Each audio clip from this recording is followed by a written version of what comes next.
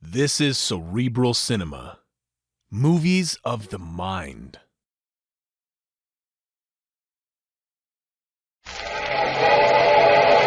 The Mutual Broadcasting System presents I Love a Mystery. Transcribed.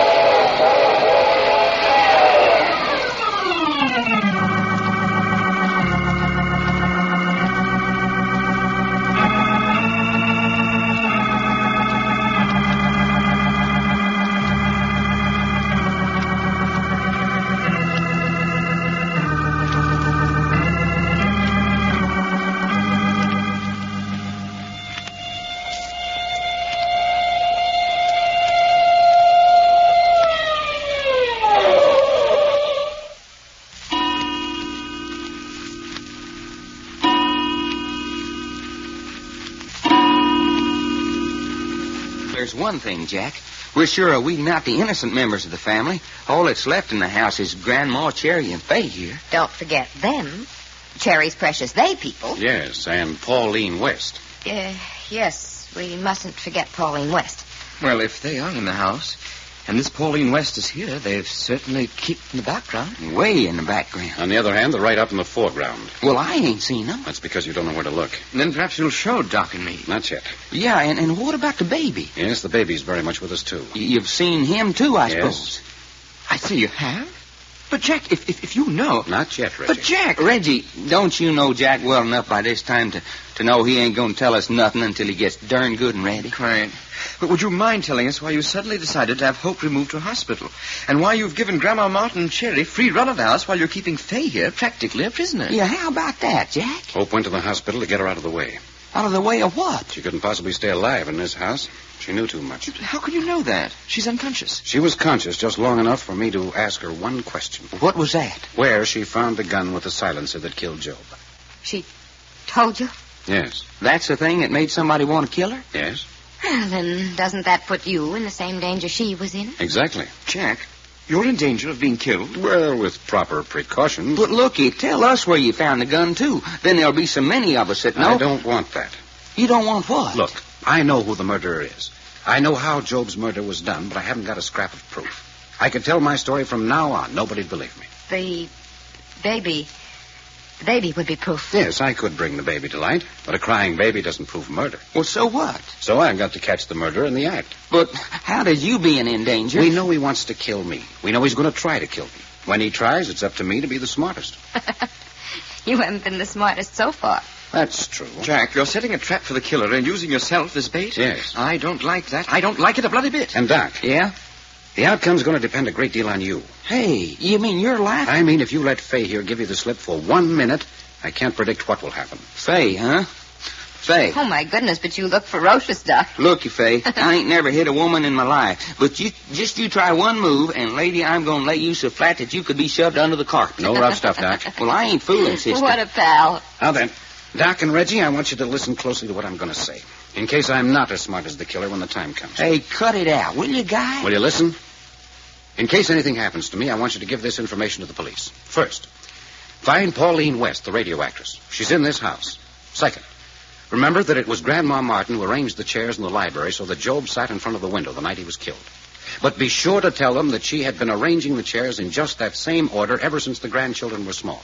You got that? That's great. I'm making notes. Third, tell them the night Cherry was bound and gagged and taken down to the furnace room that her clothes were strewn from the third floor to the basement, making a trail that would assure us finding her quickly. I say, I never thought of that. Did you ask Cherry? Did she drop stuff as she was being carried down? How could she? She was tied hand and foot before she was taken out of her bedroom, according to her own story. Then the fella who carried her down must have dropped the stuff. Right. But why? That's all the police need to know. They can find out the rest from that. Uh-huh. You know, from the look on Fay's map, I bet she could tell us. Maybe I could. Fourth, there's about 3 or 4 thicknesses of wallpaper on the walls of Cherry's bedroom. Did you know for sure how many, Fay? Well, I'd say offhand the room had been papered 4 times. Yes. Well, tell the police to peel off the 3 top layers of paper in an area about 3 feet square and examine the figures on the paper very carefully. Well, what the heck's that for? And you be present when they do it, and you'll see. Joe, that's the queerest yet. 5, give them this gun. It's the one that killed Job and the one Cherry and Hope fought over when Hope was shot. Be sure to call their attention to this piece of black thread tied to the trigger. Yeah, I noticed that. It is on the gun when I picked it up after Hope was shot. Yes, about a foot long. If they'll examine the end under a microscope, they'll probably find it looks as though it had been burned off. You, getting all this down, Reggie? Yes, quite. 6. This is going to be in the nature of a demonstration. Take hold of Faye's arm, Doc. Say, what's the idea? Jack says to take your arm, so I'm a taking your arm. Well, take it easy, will you? I don't want to look like I've been manhandled by a gorilla. Be sure to hang on to it now. You bet you. Hey! The lights! The lights! Jack, who turned out the lights? I did. Sit still. I'll turn them on again. Sit down, Faye. No, you let go of me. I said sit down. Let go of me now. Go! Why, you little cat, sit down. Get them lights turned on, Jack. Let me- Here they are. I say. Doc, what happened? Looky at my face. Scratches. She did that. I say she done it. She tried to get away. Faye, what's the matter with you? Why'd you try to get away? Why not? It was dark. Lady, you don't know how near you come to getting soft. So what? But the lights, what made them go out? I turned them out. How could you? You were 6 or 8 feet from the wall. The same way they were turned out last night before Job was killed. Look, I've got a piece of heavy black thread. Thread? That's all. I tied it to the switch when you weren't noticing. When I was ready for the blackout, I pulled on the thread, pulling the switch down. Lights go out, the thread slips off the switch, and... Then somebody right in this room snapped off the lights. That's right.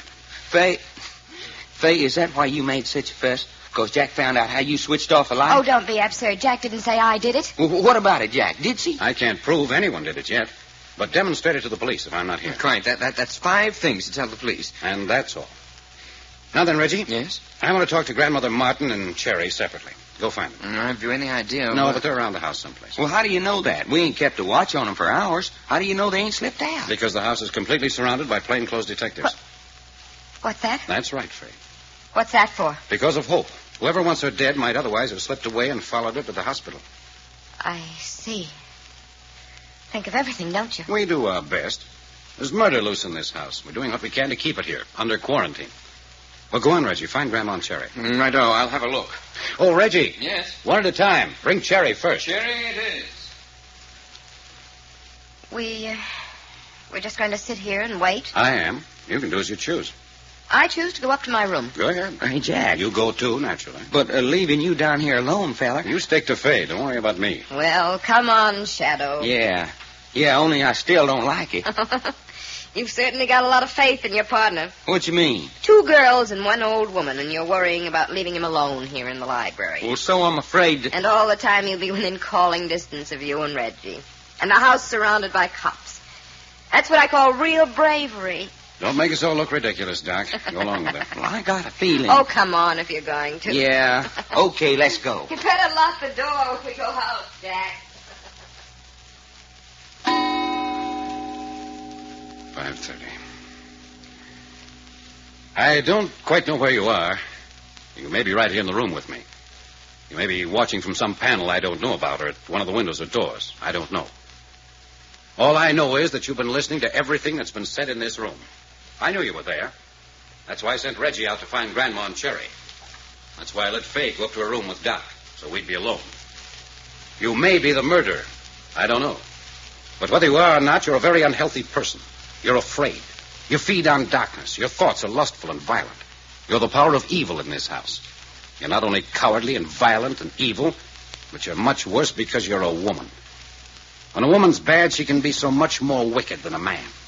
Strange, isn't it, that anything which can be the greatest instrument for good in the world can also be the greatest instrument for wickedness? I feel sorry for you. It wasn't your fault in the beginning. I think of all the people in this house, you have the greatest potentialities for greatness. You could have been just as great in the realm of goodness as you are superior in the realm of evil. You've worked with such perfect deliberation, coolly, masterfully, with superior knowledge of human nature. You've even used your own weakness to the best advantage. It's been fascinating working against you. And in a way, it seems a pity that you're at the end of your rope. I don't know when that end will come. That'll depend on you. An hour, day, not much more than that. And I want to tell you that Jack, look at me. Doc, where's Faye? I don't know. What's the matter with you? I was hit over the head. Hit over the head. Doc.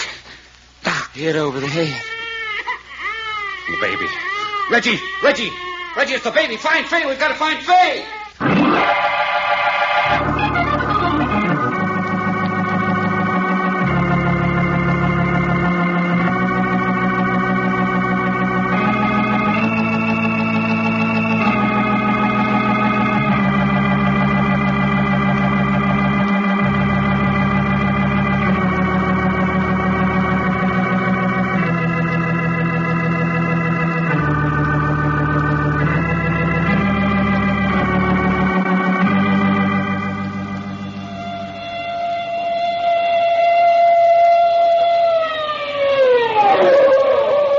The further transcribed adventures of Jack, Doc, and Reggie will come to you tomorrow at this same hour. I Love a Mystery, written and directed by Carlton E. Morse, comes to you Monday through Friday, featuring Russell Thorson as Jack, Jim Bowles as Doc Long, and Tony Randall as Reggie York. Frank McCarthy speaking.